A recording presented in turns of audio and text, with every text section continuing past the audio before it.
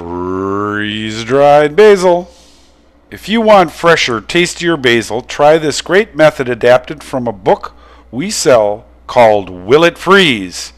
It's an A to Z guide to foods that freeze, compiled by Joan Hood for Home and Freezer Digest. First thing you want is fresh basil. We got this at the farm market. And you're going to need a small metal bowl. Stainless would be preferred. Just start plucking leaves and fill up the bottom of the bowl. Scissors really speeds the process. And try to include as little stem as possible, as you will see later. Okay, now fill the bowl, leaving kind of a loose assemblage of all your leaves in the bowl. You can just throw away these stems. Okay, now into the freezer for about 3 hours. When it comes out, it should be real crunchy. Now smash it down as best as you can. You've got to work fast here because you don't want it to start to thaw out. Okay, now back into the freezer for another 3 to 6 hours. You're getting close. You're probably going to have to repeat this freeze and crunch down process a couple of times until you get the desired effect. We're getting real close to it here. As you can tell, the pieces are getting nice and small and stems are starting to emerge.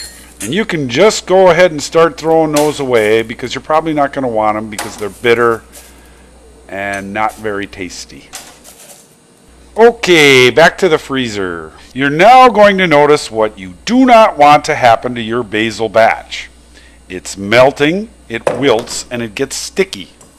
You are now moving to the drying process, which will take a couple of weeks. Just leave your bowl in there to dry out the basil and check it every once in a while and pull out the little stems. You'll know that it's dried when it doesn't stick to your fingers anymore. It'll never be perfect, but the drier the better. Okay, final step is remove the last little bits of stems and ugly little pieces that you don't really want. Okay, one final little bit of cleaning and preening, and then let's put it in your favorite plastic food containers and back to the freezer. It's now going to keep well in your freezer until at least next year, when it's available at your farmer's market or from your garden. You can use it just like fresh chopped anytime in soup, stews, on meats and salads. It stays almost as sweet and fragrant as if it were picked fresh.